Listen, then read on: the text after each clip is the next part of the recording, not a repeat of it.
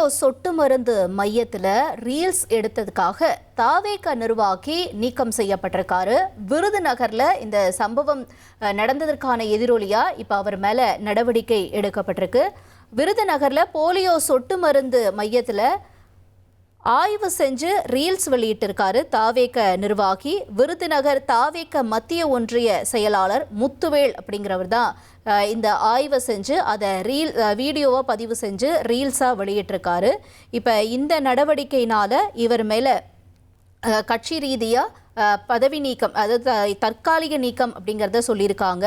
அடுத்து வரக்கூடிய ஒரு 3 மாதங்களுக்கு இவர் தாவேகாவிலிருந்து நீக்கம் செய்யப்பட்டிருக்காரு.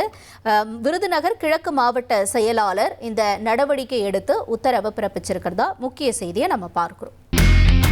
இனி செல்லும் இடமெல்லாம் செய்தி. தந்தி டிவியின் வாட்ஸ்அப் சேனலை ஃபாலோ பண்ணினா செல்ல இருக்கும் இடமெல்லாம் செய்தி.